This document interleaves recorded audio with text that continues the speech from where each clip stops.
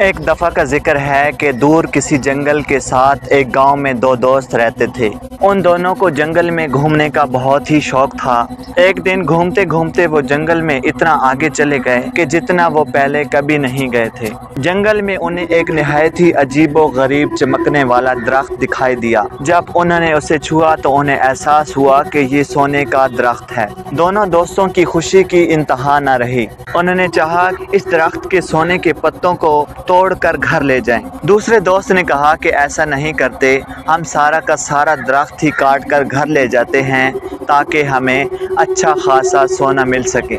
پہلے دوست نے دوسرے دوست سے کہا کہ سارے درخت کو کاٹنا ہمارے لیے اچھا نہیں ہوگا۔ جب وہ درخت کو کاٹنے ہی والے ہوتے ہیں تو اتنے میں ایک آدمی نمودار ہوتا ہے۔ وہ ان سے کہتا ہے کہ یہ سونے کا درخت جادوئی ہے، اس کو کاٹنا نقصان کا باعث ہو سکتا ہے۔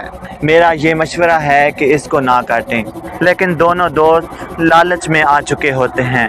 وہ کہتے ہیں کہ ہم اسے کاٹیں گے۔ اس کے بعد وہ درخت کو کاٹنا شروع کر دیتے ہیں۔ جیسے ہی وہ درخت کو کاٹتے ہیں، درخت لکڑی میں تبدیل ہو جاتا ہے اور اس کے پتے مٹی میں تبدیل ہو جاتے ہیں۔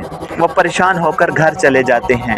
جب وہ گھر جاتے ہیں تو وہ دیکھتے ہیں کہ وہاں عجیب و غریب منظر ہوتا ہے۔ ایک دوست جب گھر پہنچتا ہے تو وہ دیکھتا ہے کہ ان کے سارے جانور بیمار ہو چکے ہوتے ہیں۔ دوسرا جب گھر پہنچتا ہے تو اس کے اپنے گھر والے بھی بیمار ہوتے ہیں۔ انہیں اس بات کا احساس ہوتا ہے کہ جو سونے کا درخت تھا وہ جادوئی تھا۔ اس کو نقصان پہنچانے کا یہ نتیجہ ہے کہ ہمارے گھر والے اور جانور بیمار ہیں۔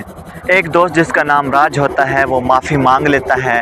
آہستہ آہستہ اس کے گھر والے ٹھیک ہونا شروع ہو جاتے ہیں، جبکہ دوسرا دوست جس کا نام کمار ہوتا ہے وہ مسلسل اس بات پہ اڑے ہوئے ہوتا ہے کہ یہ اس کی غلطی نہیں ہے۔ اس کے جانور مسلسل بیمار ہوتے رہتے ہیں۔ ایک دن بوڑھا آدمی پھر نمودار ہوتا ہے اور کمار سے کہتا ہے، اگر آپ معافی مانگ لیں تو آپ کے گھر سے یہ مصیبت ہٹا دی جائے گی۔ آخر کار کمار اپنے گاؤں والوں سے اور بوڑھے آدمی سے معافی مانگ لیتا ہے۔ کمار کے معافی مانگنے کے بعد اس کے گھر والے اور گاؤں والوں کے آپس میں تعلقات ٹھیک ہونا شروع ہو جاتے ہیں۔ وہ دونوں اس نتیجے پر پہنچتے ہیں کہ لالچ بری بلا ہے، ہمیں بہت زیادہ لالچ نہیں کرنی چاہیے تھی۔ اگر میں راج کا کہنا مان لیتا اور ایک پتا ہی اٹھا کے لے آتا تو ہمارے پاس کافی دولت ہوتی۔